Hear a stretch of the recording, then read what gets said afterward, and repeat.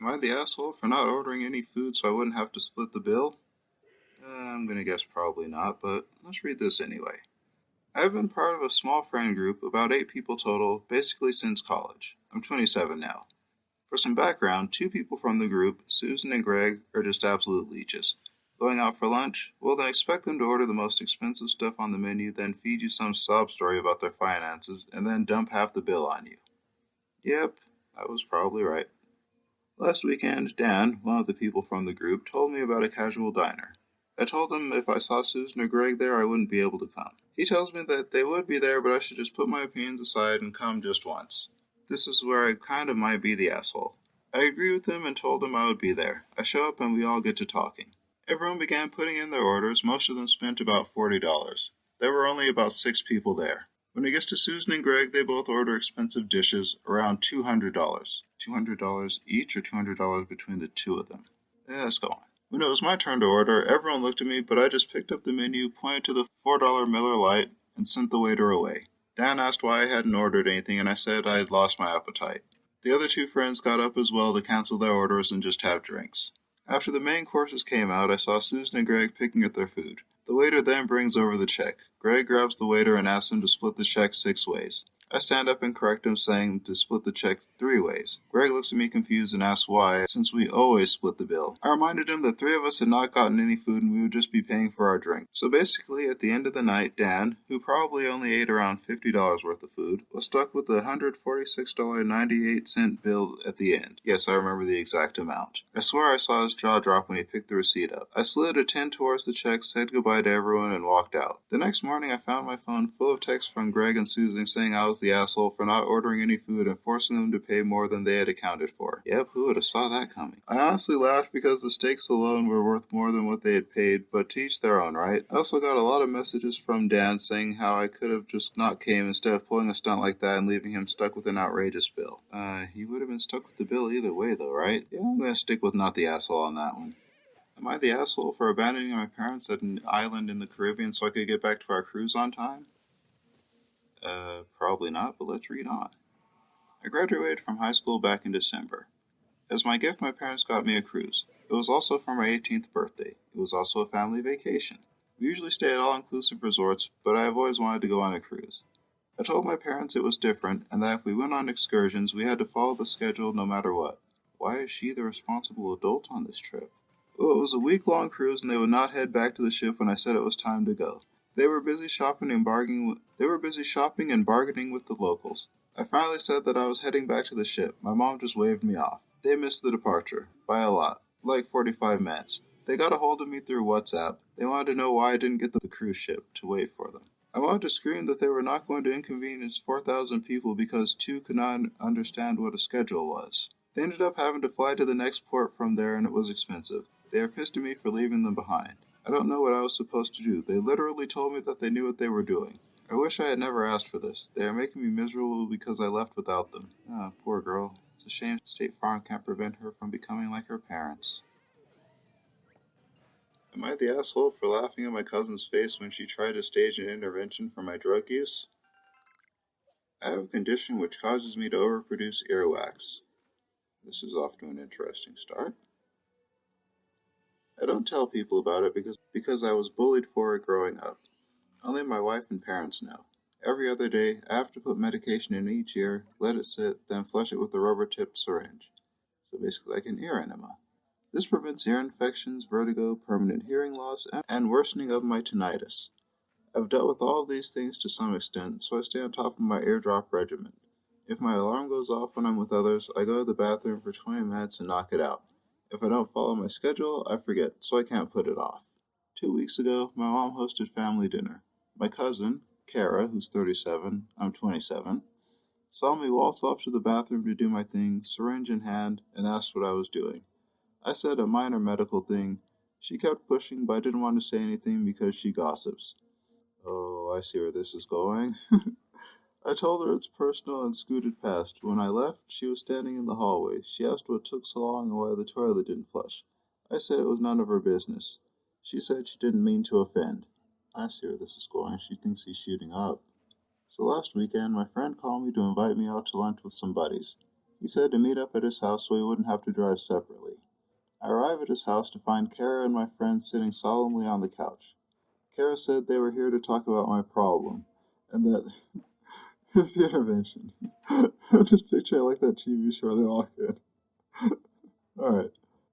Kara said they were here to talk about my problem, and that they just wanted to help. I said there was no problem. Suddenly it clicked in my head what this was about.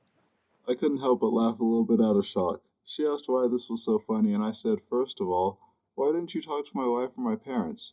She said she didn't want to involve any of my enablers, which just made me laugh even harder. She looked annoyed and said she was done trying to help. I said that's alright by me, and then she stormed out. I explained to my friends. They knew I have a condition, but never pressed on me. I guess when Kara approached them, they thought I was lying. Obviously, I'd rather they know than worry about me being an addict when I'm not. I thanked them for their support anyways.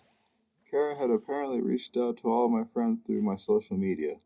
We all got a good hearty laugh out of it, which Kara must have heard because she was of course eavesdropping. She burst back in and told me to tell them the truth, to which I said I did. My friend kicked her out. We went for lunch and I thought that was that. My mom called me yesterday and told me that she talked to Kara about the whole thing and explained. She said Kara was very upset with me and essentially called me an asshole for not explaining, and for laughing in her face, and for embarrassing her. I said I was embarrassed and that Kara had no right to my info. I think she shouldn't go around snooping and making assumptions. My mom still thinks I should apologize.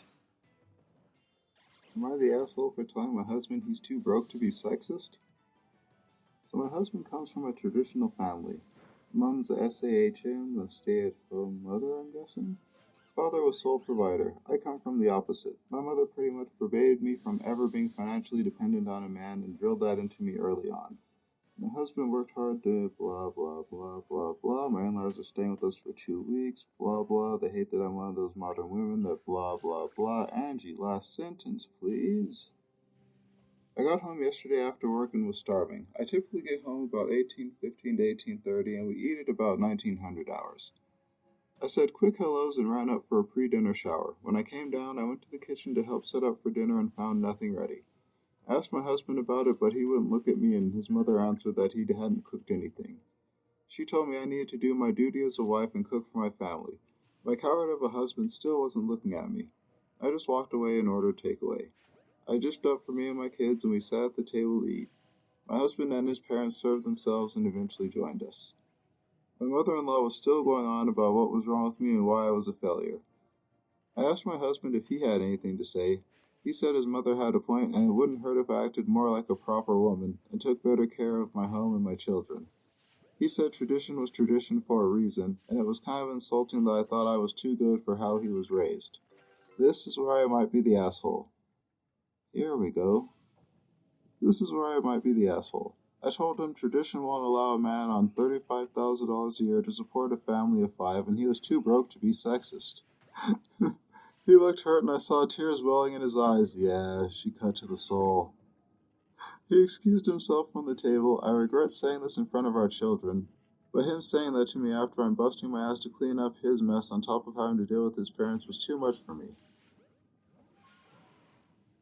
Am I the asshole for not telling my husband's family that I speak their language? My husband Peter, 29, and I, 27, have been married for about 3 years. We have 1 child together and I was pregnant with our second. I'm Western Canadian while he's from Germany. We lived in Canada for a long time, but because of inflation, moving back to Germany seemed like a better option for us. We bought a nice house in Hanover where Peter is from. The day after our flights to Germany, we all visited Peter's family. This was the second time I have seen them. The first was at our wedding. They greeted us and brought us inside of the house, fussing over my son. We had dinner and soon we left the house, wanting to settle into our new home. We visited Peter's family often for the next few months, but I had started to realize that they would sometimes speak about me in German. They would make rude comments on my hair and makeup, question my fashion choices, and overall were just very unkind to me. They also said mean things about my pregnant belly, which I was already insecure about. So we're going to get one of those Huey from the Red Ball episode of Boondocks, huh? I ended up talking to my husband about this. I told him that I don't like the way they were treating me. I said that I hated how my every choice was judged. He told me that he would talk to his family. The next time we went to his parents' house, there were no more mean comments. For about 3 months, it was like nothing had ever happened. I gave birth to a perfect baby girl that we named Lilith. Peter's family was very upset when they heard the name. If you didn't know, Lilith means ghost or of the night. I'm guessing in German. She doesn't specify here. Moving on. We didn't pick this name because of its meaning, but because it's a name that every girl in my family has had for many years. My middle name is Lilith, along with my mom's, my grandma's, and even my great-grandma's. For a while, I didn't visit my in-laws. I didn't want to hear them talk about how I should have named my daughter something else. But yesterday, we saw them again. It was my mother-in-law's birthday. As soon as we showed up, things started to go badly. Everyone wanted to hold Lilith, which made my mother-in-law upset because people weren't paying attention to her, and it made me overwhelmed. I didn't want people holding her either. I was going through it pretty bad with the postpartum depression, and I was still pretty early to see people. I let people look at her, but declined when anyone asked to hold her. During dinner, I heard my sister-in-law talking to my mother-in-law in German. I heard her complaining about how she couldn't hold my baby. My sister-in-law even had the audacity to call me, and I quote, a fat, ugly hokey addict, whatever hokey is. I turned to my sister-in-law and mother-in-law and told them off in German. I basically said that I have always known what they have said about me. Oh, see, there's the Huey scene. I told them that I have always known what they have said about me, but calling names was where I draw the last straw. I also mentioned how I have known German for almost my whole life. The table instantly blew up. People were yelling at me because apparently this was all my fault. I left with Peter and we haven't talked to them since, so that's really a dumb question. I told my mother-in-law that's all on her. Okay, I guess the poor titling is so that we read on. You've got my attention. My 5-year-old son's birthday is coming up and he wants a chocolate cake with chocolate icing. It's his birthday, so I said yes. My mother-in-law can be a very selfish cow sometimes. Woohoo, coming out swinging. My mother-in-law can be a selfish cow sometimes, and my son was telling her how he's getting a chocolate cake and chocolate ice cream. My mother-in-law said she doesn't like that, and so he should get something that we all like. My son said, it's not your birthday, so you don't get a say. This would normally be disrespectful, but recently I said this to my son when we went to his friend's party. But my son didn't like the cake flavor, and we had the discussion about how the birthday person gets to choose their cake flavor because it's their special day. Nice, I like that one. My mother-in-law was shocked, and I told her the same thing I told my son. When it's your birthday, you can get whatever flavor of cake you want. Okay, maybe you shouldn't have put it like that, but you're not wrong. My mother-in-law called me a bitch and my son a spoiled brat, so I told her, with that attitude, you won't be coming to the party. My husband was like, WTF, and tried to talk me into ordering his mom a cake she would enjoy after our son and I was rude to her. I said no, it isn't her day, and that just teaches our son to act entitled at other people's parties.